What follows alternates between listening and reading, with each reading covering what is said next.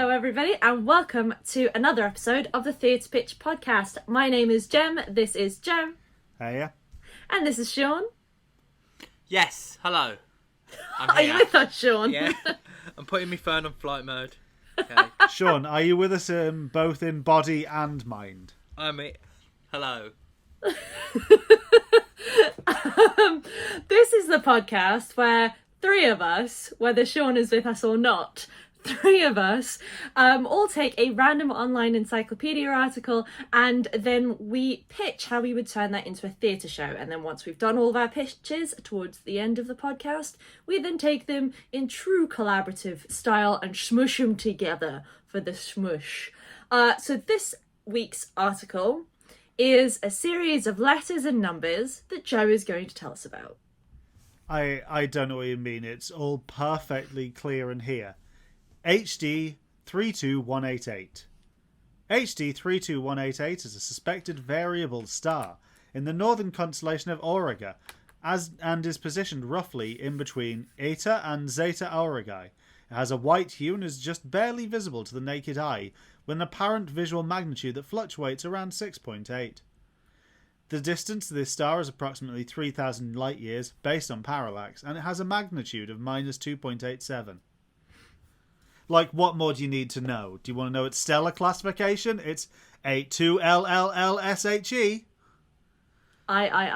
Technically. Yes, so it is a star, or a sun, but mainly a star, that is like the sun. How did you guys find this one? I actually found it reasonably easy. Yes, I found it. I was annoyed that, obviously, prior to this article, I have rinsed Starlight Express and rinsed the idea of Stardust as a musical. I'm annoyed that this didn't come up earlier, so I've had to think of a fresh idea.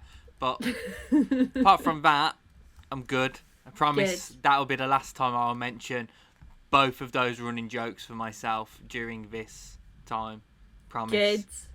Good. Well, Good. as we all know, I love space, so I enjoyed I forgot about that one as well. Did we ever? Was that ever in a podcast, or was that just like I a mean, pre-recording where you were just like, I love space? I don't know, but at this rate, we can probably guarantee that anything, bar maybe 2 or 3 things that's come up in this podcast, I've been like, I love this. So I think it did actually come up in the podcast, because I think back in series 1, was it, we had a space thing as well? it was we've had Stardust. Wasn't it intergalactic dust? Yeah, interplanetary dust. Sorry. Yes, we've had that, which was super exciting. That was season 2, Joe. I think you'll find. If you want to check it out, click down here right now. I'm just making extra you. work for Sean. How do I do? I'm gonna have to find out how I do that into like. You can do it, can't you? Like embed it into like the actual video at the minute. Don't worry, Sean. I'll give you a chat about annotations at another time. Yeah. When we get that as Wikipedia. This week's article is annotations. So I think because of that work, I'm going to side with Sean and say, Joe, you're up first. All right. I'm on no one's side. You're not even on your own side. I don't have a side to be sided with, Gemma. This isn't a competition. I wasn't thinking it was a competition. I was okay. just thinking, defend your honour once in a while after Joe's given you so much more work. Oh, I'm used to it. So, just me. Play Fortnite with him. I have to do a lot of work. Hey, we don't use brands here. Massively multiplayer online battle royale shooting video game. Yeah, that's a better title. It's an easy name to remember. Joe, what's your pitch? So, my pitch.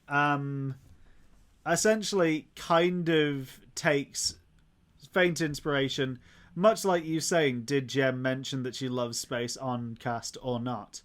I can't remember if this was just after I told you guys, as in I can't remember whether we were recording or not, but after I told you guys what we were doing for this week's pitch, I think it was Sean was saying about how he would be really disappointed if someone bought him a star and then he found out its name was like HD 32188.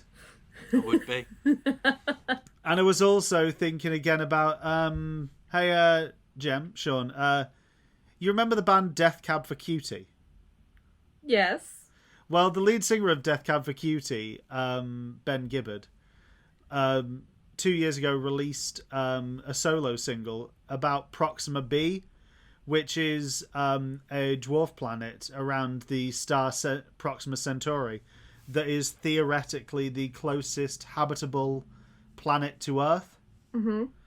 So I thought, for this, what I wanted to do is it's a play about someone who, for their birthday, someone buys them they buy them a star. They buy them HD 32188. Is this the first time where someone's pitch is something that someone has already said? Kind of. But within it, the idea is this person is bought this star as a present. And this person then, protagonist of this play, decides that the Earth is becoming slowly uninhabitable. And they are going to build a rocket to go to this star that's been bought for them, and they're going to live there. Okay. So it is a play about someone who has decided they're going to build a rocket, and I was took inspiration from when I was doing some Googling around this for my regional theatre showcase. I found that around the kind of Derby area, there's a mobile planetarium that operates out of a van, which definitely doesn't sound sketchy at all.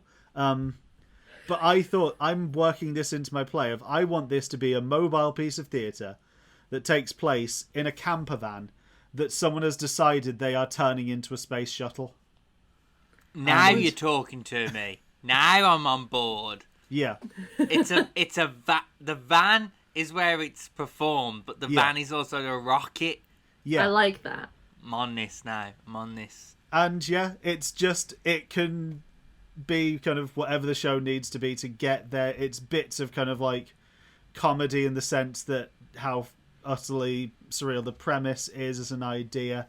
It can bring into it kind of like elements of poetry, whatever kind of perform things need to be. But it's essentially just, it's a piece about kind of dreaming beyond the Earth and where we go after this. And also about how utterly terrible it is buying someone a star as a present. Not just buying someone a star as a present. Buying someone a star as a present that's called HD 32188. Yeah. Exactly. It's about how buying someone a star with a bad name is a bad present. Of like buying Joe, when are someone you a star. 30, by the way? When's your birthday? Is it the point of buying as a of star? recording or as of release? Oh, well, who knows? Who knows the difference there? Isn't the point of buying a star that you can like name the star? So it's not just buying HD 32188. It's buying that and renaming it Joe's Beard. See now we're getting into this. I'm just gonna put this out there. You know when people like buy a star, do you reckon they are? Who are they buying it off? I reckon it's just like oh, they've just sent me this like certificate on some really nice card that says you own HD 32188. What are you asking? How can we prove that there aren't 50 people who also own that star? Yeah, exactly. We could all like 5, 10. These people could literally have found one star and just be reusing it. It's true. It's the same template on PowerPoint. I do have to ask though, who also discovered this star and didn't call it Lollipet Goldfish? Hey, Gemma, I don't like where your line of sentence is going because it's too close to my idea. Okay. To be fair, also Segue. I will stand up for star namers here. Of we all when we were younger played Pocket Monster collecting video game, yeah? Pokemon. Yeah, that's the one. Yeah. Got it, yeah. Genuinely didn't get it until Sean identified it. I'm not good at this game. But, you know, I don't know about you guys, but I hit a point in that game where I stopped bothering and just let it call my Pokemon by their names. Oh, I always done that. Yeah, like I started off giving them fun names, and then by about the 10th one, I was just like, screw it. This Raticate's called Raticate. I find that so disrespectful, Joe. These creatures are fighting on your behalf, and you're giving them stupid names. Wait. Their names aren't like Charmander. You can give them nicknames. Well, that's the species name. You could give them nicknames. I always, up until this day, thought that was their name. And I always, as a kid, questioned why, like, all the Charmanders were called Charmander. But I was clearly not a smart child. Nor a smart adult. I mean, I do have a question that is faintly related to space and stuff from our childhoods. So I was watching the most recent Men in Black film the other day, and, like, it suddenly occurred to me, are there only, like, 26 agents of the Men in Black? Because if they're using that whole Agent A to Z system, they can't be doubling up. That would get confusing. I suppose if, Do they go to, like, dies, Agent AA, Agent AB? Do they do that? What, like a spreadsheet? Yeah. I imagine it's I imagine it's per organisation, because you go from you only see the agents from the American organisation, am I right? Yeah. Well, you also move over to Men in Black UK and Men in Black International. Yeah, but you're still following American agents. Well, yeah, fair point. Yeah. I don't know, Joe. I have no Yeah. idea. But Maybe, I don't you know think what? anybody was meant to think this hard. You know what? I apologise for this tangent as well, as Sean wants to get to watch the football. Do you have any other questions about my pitch? No, I think it's quite nice. I think it's great. It's almost Thank like you, Sean. I Out like of the interest, is it setting. on the list of ones to cut out and me give a worse pitch so we can use it? no. Or is it not that good? No, I because don't. Yeah. getting a van is expensive. Yeah, and also what would we call that theatre company? Get in the back of the van? Who'd go and see their shows? Exactly. Sean, because I nearly difficult. stepped all over your pitch, do you want to pitch me out of my comments? So, like Joe's, mine is also based on part of my rant from last week. Okay. Right. So, mine is a comedy. It's a two-person comedy. It is your classic end on, fourth wall. You know, it's a play. It's a play. You're going to sit in the audience and there's going to be a story, okay? And it's all set in a science lab, sciencey. There's going to be, like, beakers and computer screens. Oh, you're triggering me. And the premise of the story is two scientists, two friends, discover a star. Cool. Yep. Yeah. And the issue that they're having is, what did I name the star? And it's going to be about an hour long, and the whole show is based around them bickering, arguing, competing, trying to make deals with one another, about who gets to name the star. So at one point they're arguing like, well, I had the idea of making this telescope, and they're like, yeah, but I made the telescope work, but it was my idea to point it in that direction. Yeah, but it was my idea to focus it. I don't know sciencey stuff, but stuff like that. And then maybe they start like, well, let's play Uno to decide who wins, and it's them. It's a series of events for them to try and figure out who gets to name this star. And in the end, right?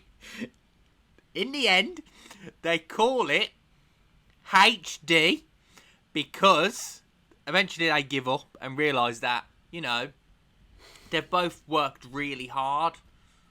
And they've both, in this project, but to get there, and they don't want this star to become, to destroy their friendship. So Howard and Dean decide that it's going to be We knew that was called. what I was saying, but yep. It's going to be called HD, right? And it's set in America because I think this is the. Oh, can I work out where this is gonna go? Yeah. Can I guess? I don't know. Is one of them born on, or are they both born on the 3rd of the 12th, 1988? It's not 12 because it's 321, not 312. So it's called HD, obviously after Howard and Dean, and they discovered it on the 3rd of. Hang on. What? Is it the 3rd of December or the 12th of March? How does American dates work again? It goes month, day, year. Yep. So it's discovered on the 21st of March, 1988. There you go. That's how it works. And that's where the name comes from. It's seriously vibing like Bill and Ted 2 right now. I was really thinking I was getting that. I was getting one vibe, when they're playing board games with the devil. Sorry, with death. Yeah. So I was getting them vibes, but then also while I was thinking about it, I was like, oh, maybe I could make some commentary about how teamwork in academia and group projects are the worst. About how sometimes there's very clearly one person who does all the work, but maybe there's not. Maybe from a different point of view, maybe Phil thought that he did do stuff in the project. Maybe. I just like the idea that it is this farce about something that is both monumental as well as entirely mundane. Yeah, it is a farce. It's a nothing aspect about something so big and so ginormous, but also not really that important. Yeah, I really want to see that. Of course you do. I just don't want beakers in their lab because I don't. I was just thinking of sciencey things, Gemma. They can be. You could put in astrophysics stuff rather than chemistry stuff. Yeah. But We'll get one of them things, that every primary school has, where it's like the sun and it has all the planets in the circle. yeah, We'll get one of them. my brain's forgotten what they're called. Can I just ask, Gem, what's your problem with beakers? They are for chemistry, not for studying the sky. I love chemistry. Oh Chemistry no, Gemma! is my Actually, we need beakers because you know how it ends. Shot Cheersing. competition. It ends with them. No, it ends with them finally agreeing that they're like, oh, this is the name, and to celebrate, one of them gets some whiskey that he's been holding. I was like, I've been looking after this for the whole time, and they're like, we haven't got any glasses, and he's like, oh, we'll use these beakers. And that's how it ends. Them drinking some whiskey out of beakers. I'm pretty sure there's a joke, and I'm not. There's not a joke. I'm having the beakers, Gemma. I'm having the beakers. Oh, it hurts me. I need it for that scene. It hurts And me. I'm putting my foot down. Yeah, Gem, I'm actually just going to insist that in my play there's also a lot of beakers. Beakers. Instead of tickets, the audience have to bring along a beaker with the details of the show printed on it. They have to print it onto the beaker themselves. Oh yeah, too. they have to laser etch it. Yeah. Yeah, and only the successful candidates can join your man on his mission to Mars. Well, there's not that much room on the van. I really like the farce. I like it.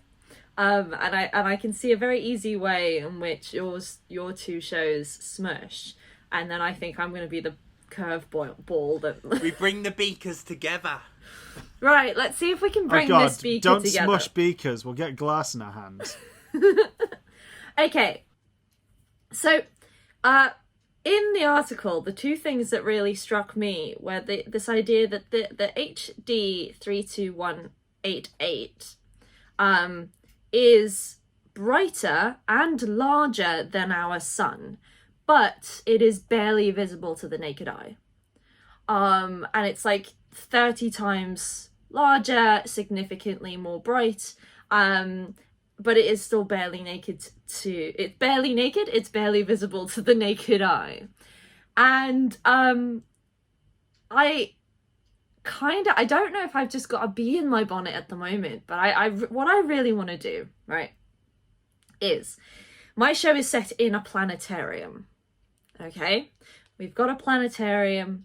It can be in any planetarium, and the audience are sold that they are going to see a show in the planetarium with, hopefully I can get someone like Neil deGrasse Tyson or Brian Cox, someone who is a big star amongst astrophysicists, right? And as the audience come into the planetarium, they are greeted by our star, either Brian Cox or deGrasse Tyson. And they're like, oh, you're a little bit early, but don't worry, just come in, we're still setting up for the show. Just come in anyway and just get yourself comfortable. And they're stood at the plinth, and it's the setup for the show, and they're running the script, they're clarifying things that are written, but the whole idea is that there is, and I've deemed her a her, if only because I am a her, so I identify, but it really doesn't matter what gender this person is. But we have a technician who is never seen by the audience, but they are, through the interaction between the presenter and the technician, they are clearly the one who wrote the script. The presenter is clarifying things that are written. This tech is coming in and fixing and moving around some of the tech issues, adjusting the microphones, doing all of the stuff that you tend to do when you're setting up for a show. But there's a real scripted emphasis on this idea that without this technician, this show and this presenter would not be the star that they are. But we never see them, and I feel like I have this image in my head that if ever they have to walk on stage, that they are backlit so that you can't really see who they are either. And I really wanted to tap into this idea throughout the show, that essentially this technician is that, you know, it's that story of you're top of your class, you're brighter, funnier, better, like you are just more than and better than the people who are the stars around you, the people who are getting attention. And anybody who was like a well-behaved kid at school who was like an A-star student will like identify with this complex of going, nobody ever paid attention to me, despite the fact that I was brighter than everybody else, and that I was, you know, that idea that you are brighter and larger than the sun, but nobody ever pays attention to you, and you don't get a name like Sun.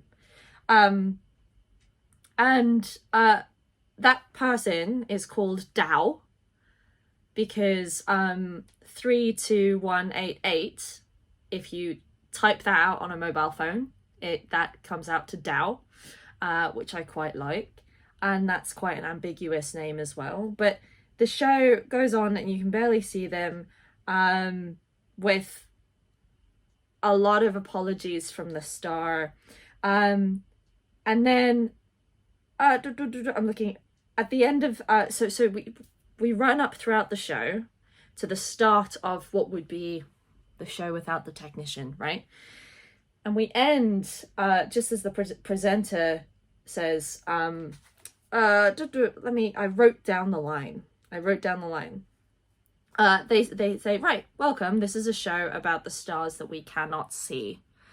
And then we black out and we go to an end, with potentially that person saying like, oh, Dow, can you come help? Thank you, you're such a bright spark, to kind of really just emphasize that. But it's, my idea is really a love note to every technician, a love note to any assistant, anybody who essentially facilitates, because they don't get the credit that they deserve for doing the work that they do. Because especially working in theatre, we know if the technician isn't on it, the whole show can fall apart very, very easily. And they never really get the credit that they deserve, especially some technicians. So it was really that kind of love note to anybody who sits there and makes other people look good and is fun, is the writer behind the comedian, is the writer behind the presenter. It's a love note to those people who are actually the brighter, the funnier, but aren't the stars. They're barely visible to the naked eye. That's my pitch. So I do just want to speak here for all the kids who were floating around kind of occasionally A's but mostly B's and C's. We noticed you A-star kids. We just didn't want to give you the satisfaction. You hated us, I know. Yeah, you got your reward. It's called A-stars. What did you need? Look at us now. So, my show and Joe's show was based on a rant by me from last week. And Gemma's show is clearly based on a rant from me in the past. And also, I think a rant that I keep having every now and then. You had me at the technician's the star, and I'm also going to backlight him on stage. That's where you had me. Yeah, I don't really know how we could sell people on watching someone be backlit for too long. By having Brian Cox or Neil deGrasse Tyson. Right, I don't know. I just feel like if you backlit someone for too long, people would just hate it. Like it's not backlit the whole show. It's just for like that time when Sean has to awkwardly walk across the stage and try not to be seen because the set's falling down. I'll try and make my bit here less obvious.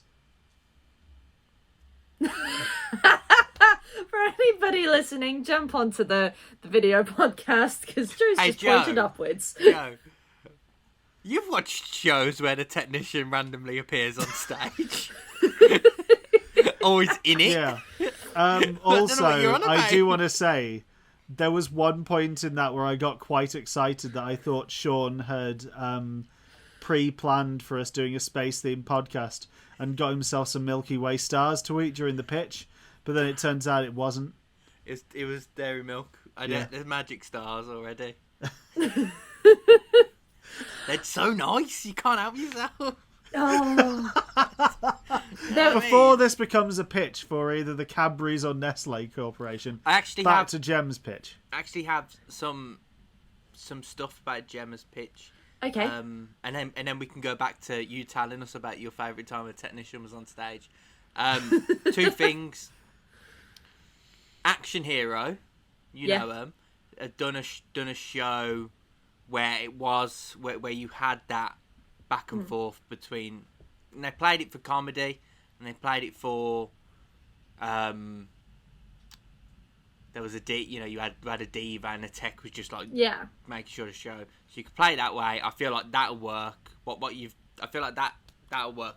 My issue with the bit where the audience don't think they're coming for a show. Yeah, I wasn't entirely convinced by that because we've been in that situation and it was horrible. Yeah.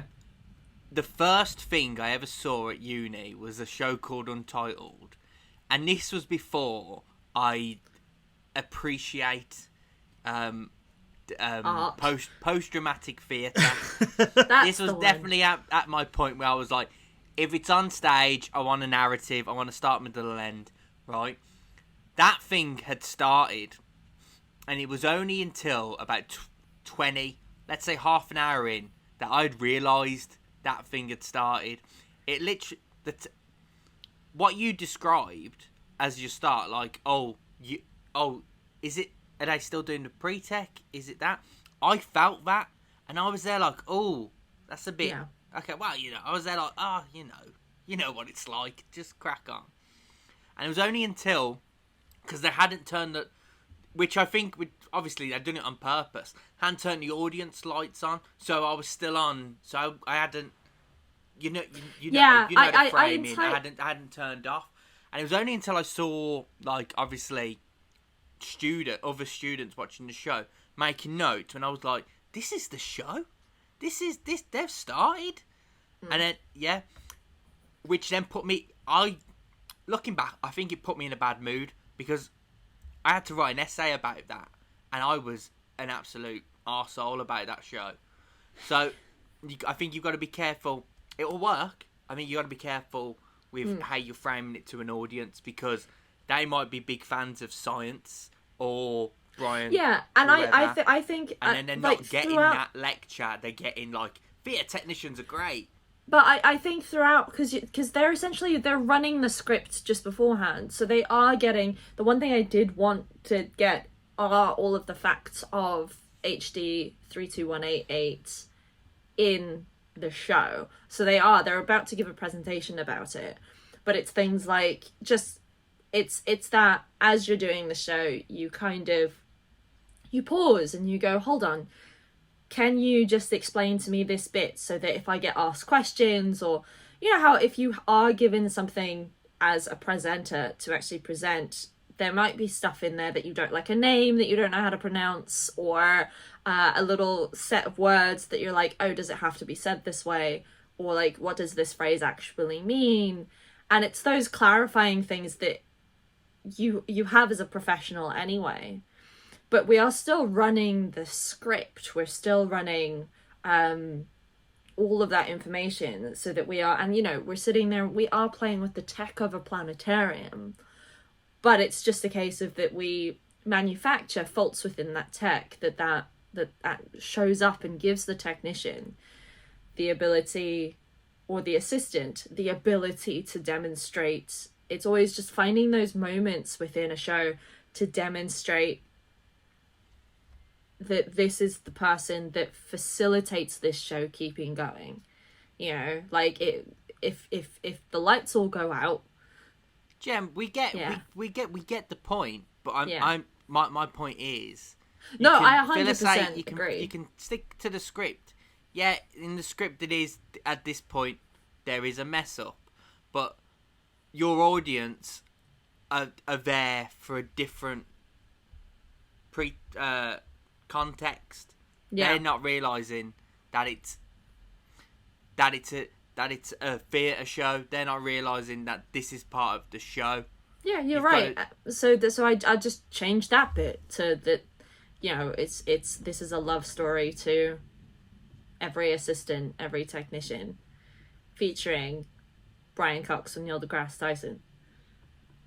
Yeah, but you're saying your point is that their presentation is having hiccups that the technician has to deal with. So what my saying is that you started yours with your audience is arriving thinking this show. Yeah, and what I'm saying is you have brought that up, and I've agreed with you, because when I thought of that element of the pitch, and when I pitched it, every time I came across that side of my idea, I was like, this feels too much like Entitled, and I didn't like that as an experience as an audience member. So I'm saying, yeah, you're right. I'm changing my pitch a little bit and saying, actually, that's a good point. We bill it as a love letter to our assistants, so our audience know what they're coming into. And it's just one of those that you sit there as your mock frame up. Also, as a technician, if there's one thing that I would not want to remind anyone is like, oh, mistakes happen in shows. You know how you honour me by not even knowing I'm there.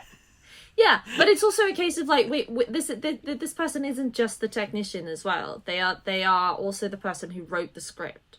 They're the person who knows it better than our presenter. Because we look at Brian Cox and we look at deGrasse Tyson and we see them as this all-knowing, all-powerful astrophysicist star brain, right? Whereas they will and do have lots of people doing research for them, lots of people. And like when you work in a museum setting, a lot of the time you will have prepared that much to give to a presenter. And then you'll also probably be sitting there going, yeah, I'll press the button on the planets to make them spin. Shall we jump to the smush? Yes! Because let's get smushy with it. Over the course of this, I think I've developed a pretty strong smush. Go for it, because I ain't no idea how we smushing it. So, we start with, obviously, the fact that the three shows we have are my idea for a play set aboard a camper van about someone who's gifted a star deciding to travel to it and make it their new home. We've got Sean's two-hander about a pair of friends arguing about who gets to name their star. And we've got Jem's tribute to the unseen technicians and assistants and people who are really supporting everything. And so I want to pitch to you a third show entitled Star Vehicle. I mean, a fourth show. Fourth show, yeah. But yeah, so ladies and gentlemen, I'm just Star in the Vehicle. background, just keeping everything going. He's there making sure I realise, oh yeah, 3 + 1 is 4, not 3. I like the way you said 3 + 1 is, and my brain went 2. Oh god. This is why we need Sean. But so, essentially, it's taking kind of... I'll be honest, I think the thing that really sold my piece was the van setting. Would I be right? Yeah. Yeah. So my idea is we take this, and the idea within it is that it's a star vehicle in the sense that it is within the show itself. The star actor is someone who has been commissioned to make a show about traveling around talking about space, but they're just an actor who was in like a Star Trek type TV show or something. They know nothing about space, and in fact the play is about the rest of the crew who all have to hobble together to make this the van work, let alone the TV show, and how they're the ones making it, and they get none of the credit for what is the work of this celebrity who just turns up, reads their lines, and doesn't have any idea really what they're saying. And so it's kind of taking basically the van from mine, having it kind of following that sort of like farcical styling of Sean's, of like have it high energy, have it kind of almost like Noises Off style, I was thinking. But then taking that spirit of yours, of it being a tribute to all the people who are behind the scenes making these things work and aren't ever given the same credit as the stars. So, it's a writer's room, yeah? And then Patrick Stewart turns up with a van and does a performance and, like, phones in a performance about space. Yeah. Okay. Yeah.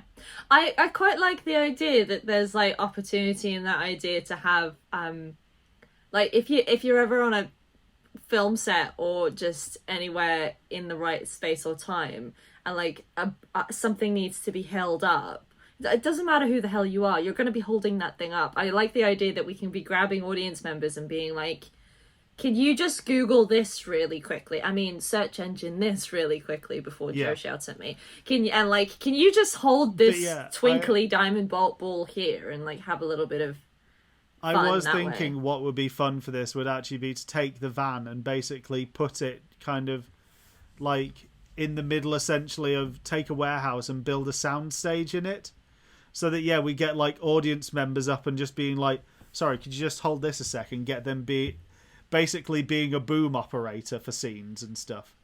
Yeah. And it's I quite just like that. Sean, I've just had a thought. Okay. Does it have to be a van? I'm pretty sure Ford did a massive like people carrier called a Ford Galaxy. Is that too on the nose? No, it's not. No, I like it. We are gonna do that. Yes. And then if we can get Harrison Ford in a Ford Galaxy, I can sell that show. You can't even get Harrison Ford to do Star Wars anymore. I don't think he's going to do Star Trek. Crappy, like, space-referenced post-dramatic play where the audience get involved. I know how we sell it to enough. Harrison Ford. We tell him, we don't care if you're high for the entire show. In fact, we It's even encourage better. it. If we told Harrison Ford we'd pay him to turn up, phone it in, and get high the entire time, he'd be there. I think a lot of people would be there for that. I think that's just how we get whomever we need. Literally no one else is Harrison Ford. It's true. So, We have I got... would want like Star Trek actors before we get to Star Wars. Yeah, I also love how We need what Nathan started Fillion. as a show about the virtues of the behind-the-scenes cast has become a chat about the star The attraction. star. It has to be Nathan Fillion. Just saying. Come on! Give in to the cult. Be a brown coat.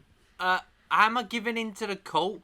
I'm suggesting Star Trek actors before Firefly actors.